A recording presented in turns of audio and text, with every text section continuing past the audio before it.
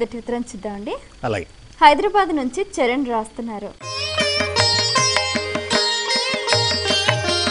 అమ్మవారి పూజ చేసేవారు ఆచరించాల్సిన నియమాలు ఏంటి తెలియజేయగలరు అంటూ రాస్తున్నారు. పూజ చేయడానికి ఉన్న నియమాల్లో ఏమిటి అంటే అక్షతలకు బదులు పువ్వులు ఎక్కువగా వినియోగించడం అనేది సంప్రదాయం అంగీకరించిన అంశం. అక్షతలు వినియోగించవద్దు అని చెప్పలేదు, అక్షతలు చాలా పరిమితంగా వినియోగించమని, పువ్వులు అక్షతల కన్నా విశేషంగా ఉపయోగించుకోమని మాత్రమే చెప్పారు. వీటికంటే నియమం అనే ప్రశ్న వచ్చింది కాబట్టి అమ్మవారిని ఆరాధించినా అసలు ఏ దైవాన్ని ఆరాధించినా ఒకే నియమం. ఏ స్తోత్రం మనం చదువుతున్నామో, ఏ మంత్రం చదువుతున్నామో సాధ్యమైనంత వరకు అది తప్పు లేకుండా చదవడానికి కావాల్సిన ప్రయత్నం చేయడం. తప్పు చదివితే భగవంతుడు సరి చేసుకోవచ్చు కదా, ఆయన దయామయుడు కదా అనే అభిప్రాయం వేరు. తెలిసి తప్పు చదివితే, నిర్లక్ష్యం వల్ల తప్పు చదివితే అది మంచి పద్ధతి కాదు.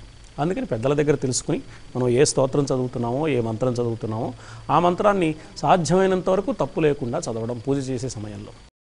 దాని తర్వాత ఇంకో అంశం నియమం అంటే ఆ పూజ జరుగుతున్న కొద్దిసేపు అయినా మనస్సు పరిపూర్ణంగా ఆరాధ్య దైవం మీద నిలిపి ఉంచడం. అమ్మవారిని ఆరాధిస్తున్నాం, అమ్మవారిని ఆరాధించేప్పుడు ఏవో నామాలు చదువుతున్నాం, ఏవో స్తోత్రాలు. ఈ నామానికి అర్థం ఏమిటి?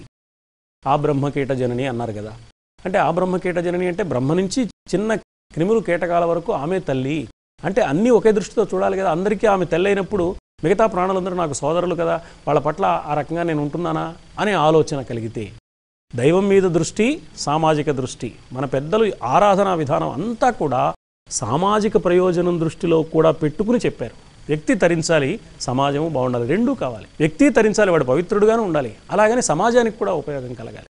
అందుకని ఏ దైవాన్ని ఆరాధించినా ఆ నామాల్లో అది ఉంటుంది. అప్పుడు అమ్మవారిని ఆరాధించేటప్పుడు ఈ వసుధైక కుటుంబ భావనకు అమ్మవారి ఆరాధన బాగా దోహదం చేస్తుంది. కాబట్టి మనలో పవిత్ర భావాలు ఏర్పడడానికి, ఆ పవిత్ర భావాలు సమాజానికి దోహదపడడానికి, అంటే వ్యక్తి సంస్కారము, సమాజ సంస్కరణ ఈ పూజల్లో ఆంతర్యంగా ఉన్నాయి. కాబట్టి అమ్మవారిని ఆరాధించడంలో ఆ ప్రయోజనాలు నెరవేరేందుకు వీలుగా ఆ ఆరాధనను అంతరార్థం తెలుసుకుని కనుక చేస్తే సరిపోతుంది. పూజకు ప్రత్యేకమైన నియమాలు లేవు.